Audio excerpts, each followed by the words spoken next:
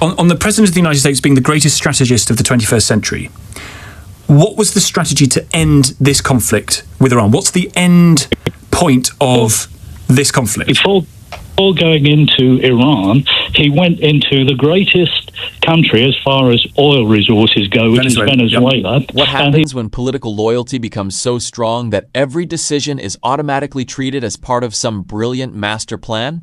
Well, that's exactly what you're about to see. Today's clip features a caller who genuinely believes Donald Trump's handling of the Iran conflict proves he's one of the greatest political strategists of the 21st century. It's a huge claim, but once the questions start coming, things take a very unexpected turn. Before we dive into the full story, comment where you're watching from, and don't forget to like and subscribe so you don't miss the next one. As the conversation unfolds, listen carefully. Every time the host asks for evidence, the explanation becomes more complicated, but not necessarily more convincing. By the end, you'll have to decide for yourself whether this is evidence of political genius or simply an argument struggling to stand up to basic scrutiny. John's in Kingsbury. John. Hi. I've been listening to your program, and it's beginning to sound like the Labour Broadcasting Corporation. Everybody's phoning in, denigrating Donald Trump, whom I think is possibly one of the best strategists of the 21st century. I think that he's saving the world from what would have been terrorists armed with nuclear weapons, and people are deriding him. Keir Starmer, on the other hand, has been asked to help with the Straits of Hormuz because they believe there may be mines there. Nobody is saying anything about the 6 Royal Navy mine sweepers that were scheduled for decommissioning. They're in a state of disrepair. There's 6 of them. And the government have decided to invest the money that would have been used, which is $2.5 billion, to sort out those minesweepers by investing in a beta, a test thing where they will be hopefully detecting mines, but it's not ready to go yet. Okay. John, do you mind if I just separate your 2 points? Firstly, on the President of the United States being the greatest strategist of the 21st century, what was the strategy to end this conflict with Iran? What's the end point of this conflict? Before going into Iran, he went into the greatest country as far as oil resources go, which is Venezuela, and he's taken control of the oil fields there. Right. Now, that is where most of the heavy oil for China and Russia comes. So they can't prosecute a war. Taiwan or Russia is now actually having problems with fuel for its domestic use. They're having to import refined petroleum. And this is a great point about Venezuela and the Venezuelans providing China in particular with oil. I agree, but can we focus on Iran?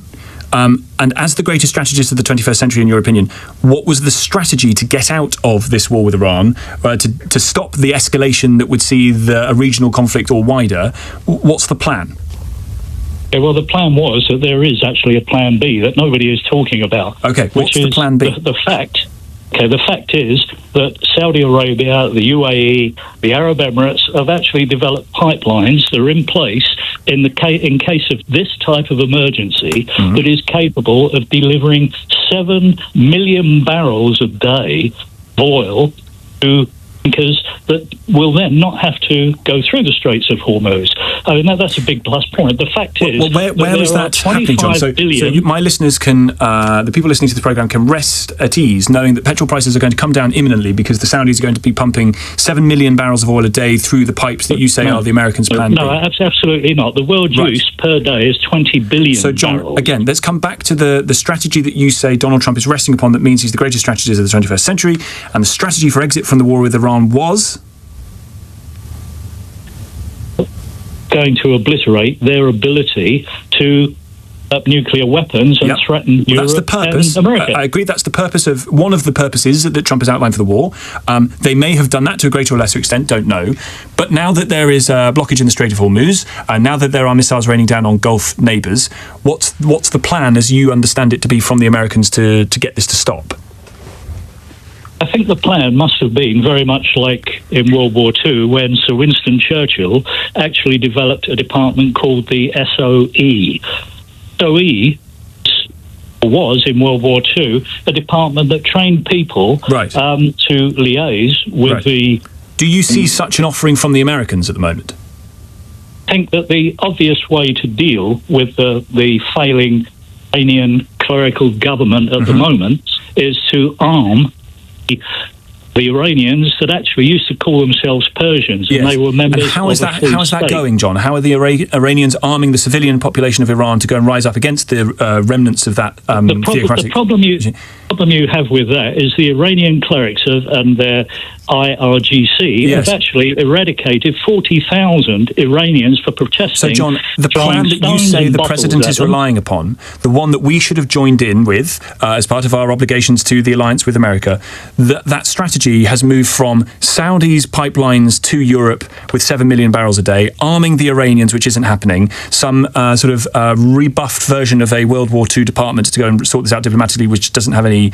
That's not happening. No, Where you are obviously you don't getting? understand what the SOE was. The SOE. I don't care because it's not happening. Where are you getting this idea of a strategy from? Well, he's already prevented China from going to war with Taiwan. He's limited How? the heavy oil usage from Russia for its own use to perpetrate the war in Ukraine. I think that's a brilliant move in itself. And on Iran? Russians are now having to import refined fuel. And on Iran? Okay, on Iran, we are only a short way into the war. Iran's ability to I thought you defend said it was going to itself be is being finished. You said it was going to be dismantled. done in a couple of weeks. That it's going to be short, and you think it's a short one. That we're only a short way in. I never heard him say it's going to be done in a couple of weeks. Oh, well, John, you've not been listening, my friend. This was going to be done in a couple of weeks. The president said only the other week. And yet you've cobbled together a strategy that the American president has not outlined, has never detailed, that none of the American administration have come up with. You've got something else. I mean, it's a good effort. Maybe they'll be on the phone to you, John, for a strategy. But the idea that this shows that Trump is the greatest strategist of the 21st century, not sure it stands up. I have to admit, on this one, I actually agree with Tom, and that's not something I say very often. What we just watched is a perfect example of what people call the 4D chess mindset. It's the idea that every controversial political decision is secretly part of some brilliant master plan, even when nobody can clearly explain what that plan is. Look at what happened during that call. The caller was convinced Donald Trump was playing political chess on a level nobody else could understand. But the moment Tom asked the obvious question, "What's the strategy?" the argument started to unravel. Instead of clear evidence, we got theories, assumptions, and increasingly complicated explanations. The conversation moved from pipelines to covert operations and everything in between, yet the central question never received a straightforward answer. That's what made this exchange so interesting. Tom didn't need to make a long speech or score political points. He just kept bringing the discussion back to the same simple question. Where is this strategy coming from? And the more that question was repeated, the harder it became to defend the original claim. Whether you agree with Trump or disagree with him, extraordinary claims deserve solid evidence. Calling someone one of the greatest strategists of the century is a huge statement, and if that claim can't be backed up when challenged, it starts to lose its weight. To be fair, I also think Tom handled the conversation well. If you've listened to his show before, you might sometimes wonder where he really stands politically. But in exchanges like this, he shows he's willing to challenge supporters when their arguments don't hold up. And that's exactly what happened here.